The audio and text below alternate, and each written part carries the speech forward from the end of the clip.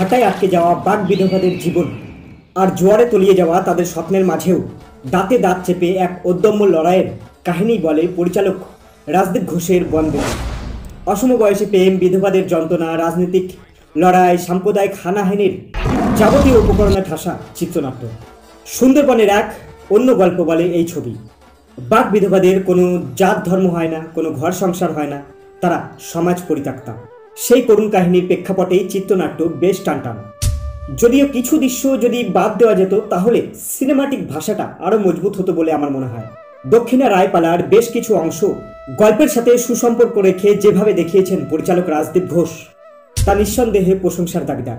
Background স্কোরও বেশ চমৎকার। ভিন্ন স্বাদের গল্প হলেও দেখতে খারাপ লাগে না এই প্রান্তিক মানুষদের জীবন কাহিনী। বর্তমানে যেখানে সারা দেশ জুড়ে চলছে ধর্মের লড়াই, সেখানে সুন্দরবনের বিধবা পল্লীতে হিন্দু মুসলমানের শান্তিতে বসবাসের কাহিনী তুলে ধরেছেন রাজদীপ ঘোষ। এছাড়াও কনফ্লিকশন হিসাবে একজন খ্রিস্টান দম্পতির চরম পরিণতির একটা প্লটও রাখা হয়েছে এই মুভিতে। পর্ণমিত্র বরাবরই ভালো অভিনেত্রী, বনবেবীতেও তার অন্যথা হয়নি। বিধবাদের যন্ত্রণা থেকে অসম বয়সী প্রেম তিনি দক্ষতার সাথে ফুটিয়ে তুলেছেন বড় পর্দায়। বিধবা পল্লীর হুজুর জাহাঙ্গীরের চরিত্রে দিব্যেন্দু ভট্টাচার্য অনবদ্য। সমাজের রক্ষক যে কখন ভক্ষক হয়ে ওঠে তার চরিত্রের মধ্যে দিয়ে তুলে ধরেছেন পরিচালক। তবে ওই সুন্দরবনে জাহাঙ্গীরের কুকীর্তির প্লটটা যদি আরেকটু মজবুত করা হতো মনে হয় আরও ভালো লাগতো।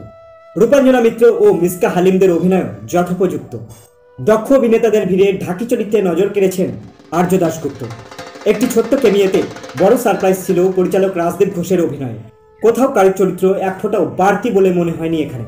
কিন্তু দুঃখের বিষয় এটাই যে গোনাগুনতি হলে মুক্তি পেয়েছে এই ছবিটি। আজকে এই পর্যন্তই, দেখা হবে আবার পরের ভিডিওতে। বাই।